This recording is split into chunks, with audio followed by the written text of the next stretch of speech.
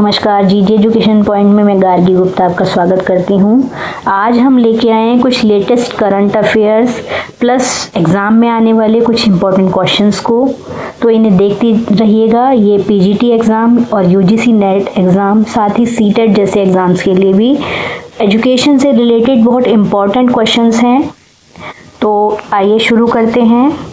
लेकिन उससे पहले मैं ये कहना चाहूँगी कि जो भी बच्चे मेरे चैनल को आज पहली बार देख रहे हैं और एजुकेशन से रिलेटेड कंटेंट चाहते हैं तो मेरे चैनल को लाइक, शेयर एंड सब्सक्राइब कर लें और अपने साथियों को भी इस चैनल से जोड़ने के लिए कहें, क्योंकि यहाँ पर यूजीसी नेट से रिलेटेड साथ ही एजुकेशन से रिलेटेड जितने भी टॉपिक्स हैं उनको क्लियर किया जाता है।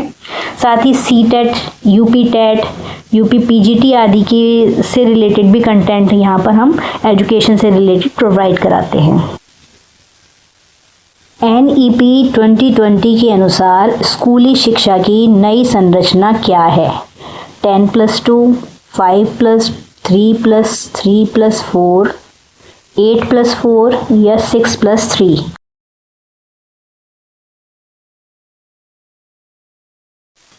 एनईपी 2020 में स्कूल पाठ्यक्रम की 10+2 की जो संरचना थी उसको चेंज करके 5+3+3+4 कर दिया गया।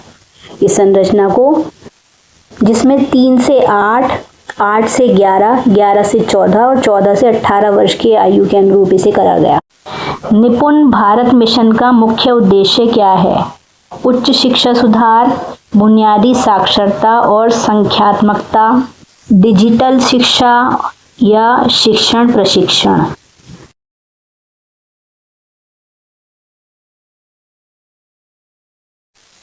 इसका आंसर है बुनियादी साक्षरता और संख्यात्मकता। ये कक्षा 3 तक FLN it means foundational literacy and numeracy सुनिश्चित करने पर आधारित है। परख संस्था का संबंध किससे है? शिक्षक भर्ती, मूल्यांकन सुधार, ICT विकास, पाठ्यक्रम निर्माण?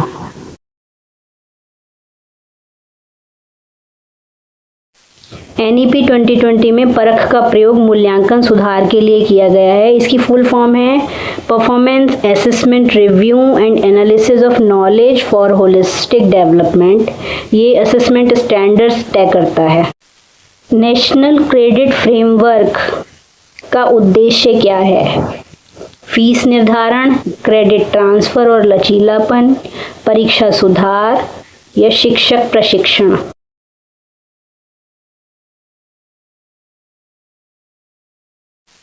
NCRF का उपयोग क्रेडिट ट्रांसफर और लचीलापन के लिए किया जाता है। ये स्कूल से उच्च शिक्षा तक क्रेडिट बैंकिंग और मोबिलिटी को बढ़ाने का कार्य करता है। दीक्षा पोर्टल किससे संबंधित है? ऑनलाइन परीक्षा, डिजिटल शिक्षण सामग्री, भर्ती प्रक्रिया, फीस भुगतान?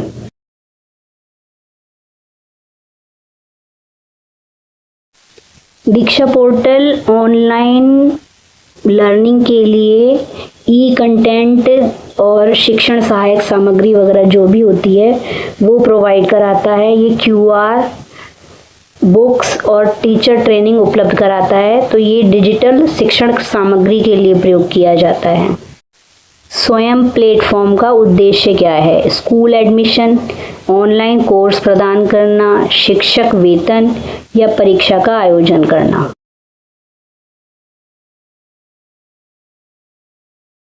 स्वयं का मतलब है study webs of active learning for young aspiring minds.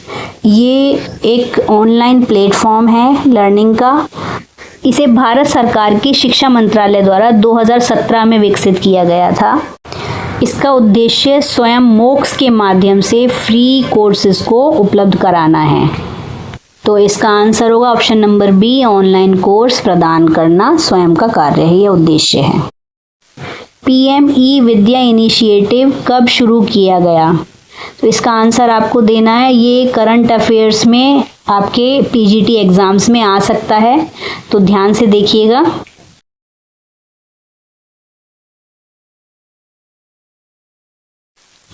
इसकी शुरुआत कोविड-19 के टाइम पे हुई थी मल्टी मोड डिजिटल एजुकेशन के लिए इसको शुरू किया गया था। तो ये 2020 में आरंभ किया गया था। ऑप्शन नंबर सी इसमें हमारा आंसर है। One nation one digital platform किससे संबंधित है? स्वयं, दीक्षा, एनपीटेल, ई पाठशाला।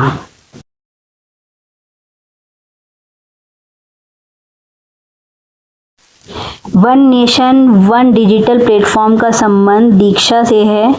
इसे राष्ट्रीय डिजिटल प्लेटफॉर्म के रूप में विकसित किया गया था।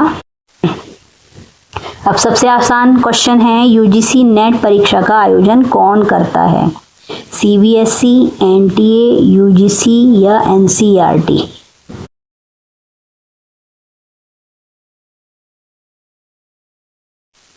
यूजीसी नेट परीक्षा का आयोजन एनटीए द्वारा किया जाता है। इसे नेशनल टेस्टिंग एजेंसी के नाम से जाना जाता है। एनटीए भारत में बहुत सी प्रतियोगी परीक्षाओं को कंडक्ट कराता है। अब मुझे ये बताइए कि आप कौन सी परीक्षा के लिए इस क्वेश्चन पेपर को देख रहे हैं? एनसीईआरटी का मुख्य कार्य क्या है? परीक्षा आयोजन, पाठ्य पुस्तक विकास, भर्ती, फीस निर्धारण।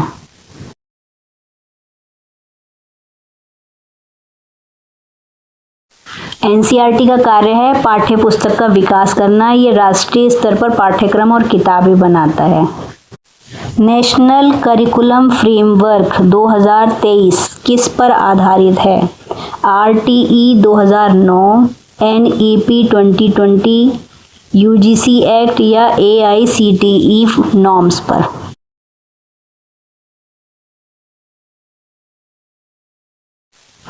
एनसीएफ 2023 एनईपी 2020 के सिद्धांतों पर आधारित है। तो इसका आंसर होगा option number B. Board exam को लेकर एनईपी 2020 क्या सुझाव देता है?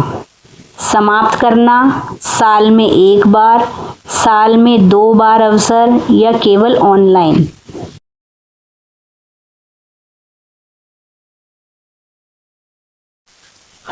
एनईपी 2020 का मानना है कि बोर्ड के एग्ज़ाम बच्चों में स्ट्रेस पैदा करते हैं, तो उनके स्ट्रेस को कम करने के लिए मल्टीपल अटेम्प्ट्स कराए जाएं। तो ऑप्शन नंबर सी इसमें हमारा आंसर होगा। साल में 2 अवसर बच्चों को एग्ज़ाम के लिए दिए जाएं, ऐसा बोर्ड एग्ज़ाम के लिए 2020 का मानना है। कॉम्पिटेंसी बेस्ड एजुकेशन का फोकस क्या है? रटने पर, समझने और कौशल, केवल परीक्षा या केवल थ्योरी?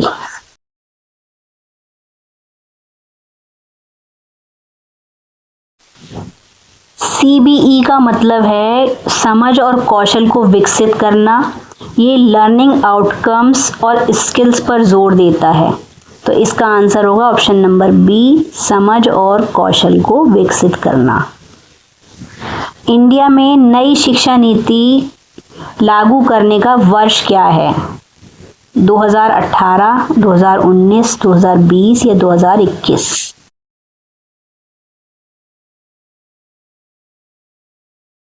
तो इंडिया में जो लेटेस्ट नई शिक्षा नीति लागू हुई है वो 2020 में की गई है।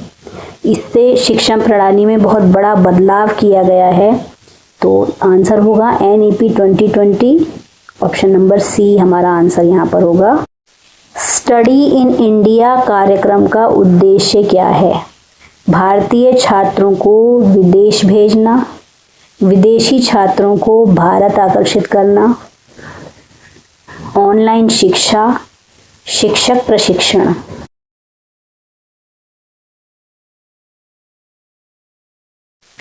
स्टडी इन इंडिया कार्यक्रम के माध्यम से भारत को ग्लोबल एजुकेशन हब बनाने का कार्य किया जा रहा है, जिसमें विदेशी छात्रों को भारत की ओर आकर्षित करने का उद्देश्य रखा गया है।